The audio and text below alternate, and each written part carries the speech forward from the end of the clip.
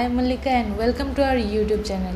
ये मेरा पहला वीडियो है इस चैनल पे कंटेंट से रिलेटेड। उससे पहले भी मैंने एक इंट्रोडक्शन वीडियो बनाया था इस चैनल पे, जो आप ऊपर आई बटन पे क्लिक करके देख सकते हो। आज का जो हमारा वीडियो है वो है क्लास 12 के सिलेबस और साथ ही साथ जो रिसोर्सेस आपको कौन से रिसोर्सेज यूज़ करने हैं अच्छे से प्रिपेयर करने के लिए, उसके बारे में मैंने एक प्लानर बनाया है। उसको मैं आपको मेरी लैपटॉप स्क्रीन पे एक्सप्लेन करके बता दूंगी और मुझे आशा है कि आपको सब समझ आ जाएगा और आप अपनी प्रिपरेशन बहुत अच्छे से कर पाएंगे। तो चलते हैं हमारे लैपटॉप की स्क्रीन पर। तो आ गए हमारे लैपटॉप की स्क्रीन पे और अभी हम देखने वाले हमारा सिलेबस और साथ ही साथ क्या क्या रिसोर्सेज आपको यूज़ करने हैं वो। तो बढ़ते हैं। तो बेसिकली इस बार टर्म 1 एग्ज़ाम में आपके 1 मार्कर क्वेश्चंस आएंगे और जिसमें इंक्लूडेड होंगे case based plus assertion reason question और उसके साथ ही साथ एमसीक्यू क्वेश्चंस। तो देख लेते हैं हर एक सब्जेक्ट के लिए आपको कैसे प्रिपेयर करना है अपने आप को। तो पहला जो हमारा सब्जेक्ट है वो है फिज़िक्स का। फिज़िक्स में इस बार तो बहुत ही मज़े है, डेरिवेशंस नहीं आने वाले हैं, नो डेरिवेशंस। पहले हमें रट्टा मारना पड़ता था, हर एक डेरिवेशन को अच्छे से चेक करना पड़ता था, बट इस बार आपके लिए बहुत अच्छी बात है कि कोई भी डेरिवेशंस नहीं आएंगे, बट उससे रिलेटेड न्यूमेरिकल्स आ सकते हैं एग्ज़ाम में। फिज़िक्स के लिए सबसे इम्पोर्टेंट होता है नोट्स, और वो भी जो आपने बनाए होते हैं। ठीक है, अगर आपने नहीं बनाया तो बनाना स्टार्ट कर दो। टर्म 1 के लिए नहीं, टर्म 2 के लिए। टर्म 1 के लिए तो सिर्फ एमसीक्यूज़ है, जो कि आपके सीबीएसई क्वेश्चन पेपर, और क्वेश्चन पेपर आपको कहाँ से मिलेगा मैं आपको दिखा देती हूँ। ये है सीबीएसई का ऑफिशियल एकेडमिक साइट, यहाँ पर आप देख सकते हो। मैं इसका लिंक डिस्क्रिप्शन में भी दे दूँगी। इसमें आपको बहुत सारे सब्जेक्ट्स के क्वेश्चन पेपर्स दिए हुए हैं, जैसे कि मैं दिखा देती हूँ इंग्लिश का।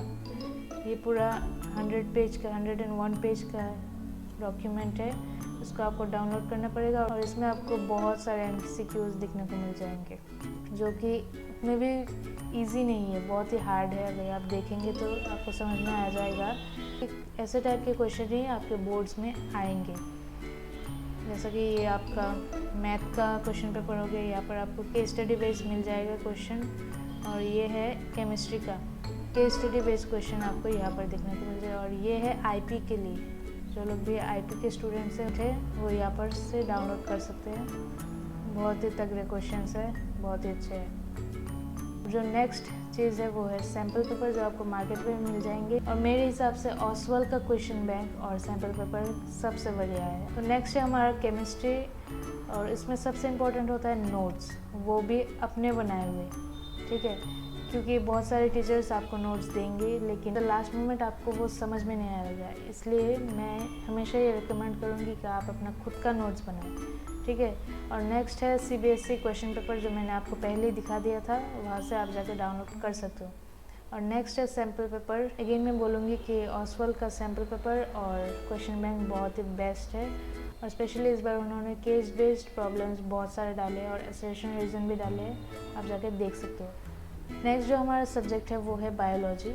बायोलॉजी में आपको नोट्स बनाने पड़ते हैं, और मेन जो हमारा इम्पोर्टेंट है वो है NCERT line by line reading. हर एक लाइन में बहुत सारी इंपॉर्टेंट चीज़ें हैं जो आपको ध्यान में रखना पड़ता है, और अगर आप उनको एक नोटबुक पे नोट कर लेते हो तो बहुत ही अच्छा है। और साथ ही साथ आप हाईलाइटर से भी मार्क कर सकते हो अलग अलग कलर के, ताकि वो चीज़ आपको याद रहे हमेशा। और क्वेश्चंस के लिए अगर आप बोलते हो तो बैक एक्सरसाइज से बहुत सारे क्वेश्चंस आते हैं एग्ज़ाम में, जो कि आपको आपके टर्म 2 में आएंगे। टर्म 1 में तो सिर्फ एमसीक्यू है, और एमसीक्यू के लिए मैं बोलूँगी सैम्पल पेपर्स बहुत ही ज़रूरी है। सैम्पल पेपर आपको 5-6 तो करने ही पड़ेंगे अगर आपको बहुत ही अच्छा स्कोर करना है तो। नेक्स्ट जो हमारा सब्जेक्ट है वो है मैथमेटिक्स। मैथमेटिक्स के बारे में मुझे इतना आइडिया नहीं है, पर मैं ये बोल सकती हूँ कि एनसीईआरटी के बैक एक्सरसाइजेज और मिसलिनियस एक्सरसाइजेज बहुत ही ज़रूरी है, और आर.एस. अग्रवाल और आर.डी. शर्मा तो है ही, और साथ ही साथ आपको बहुत सारे सैम्पल पेपर्स करने पड़ेंगे ताकि आपका स्कोर अच्छे से अच्छा हो। नेक्स्ट हमारा जो सब्जेक्ट है वो है इंग्लिश का। इंग्लिश के लिए मैं बोलूँगी watch videos on YouTube and then read your book.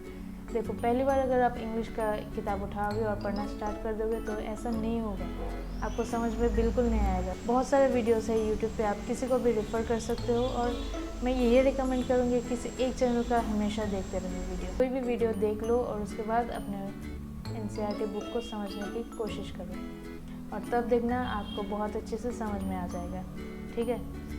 और नेक्स्ट जो मैंने लिखा है वो है MCQ from sample paper must be done as much as possible, क्योंकि इंग्लिश के कोई आपको लगेगा कि इंग्लिश का बहुत इजी क्वेश्चन आएगा, बट ऐसा नहीं है। क्वेश्चंस बहुत इजी आएंगे बट उसके ऑप्शंस क्लोजली रिलेटेड होंगे, सारे ऑप्शंस।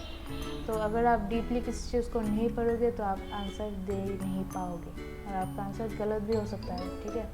नेक्स्ट हमारा जो सब्जेक्ट है वो है इन्फॉर्मेटिक्स प्रैक्टिसेस। मैं ये बोलूँगी कि refer to your school book. आपके स्कूल में जो भी बुक रेफ़र किया जाता है आप उस बुक को ही पढ़ें अच्छे से।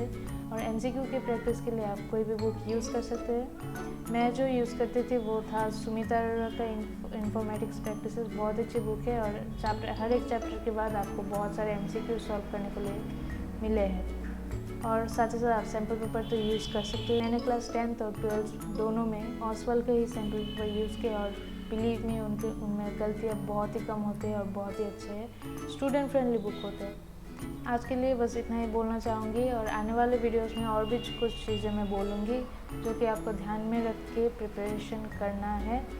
और आई होप कि आपको ये वीडियो पसंद आया होगा। पसंद आया तो लाइक और शेयर ज़रूर कर देना अपने दोस्तों के साथ, और अगर चैनल पर पहली बार आ रहे हो तो चैनल को सब्सक्राइब भी ज़रूर कर देना। तो ये था हमारा प्लानर और आई होप कि मैंने आपको सही से समझाया होगा और आपको समझ में आया होगा।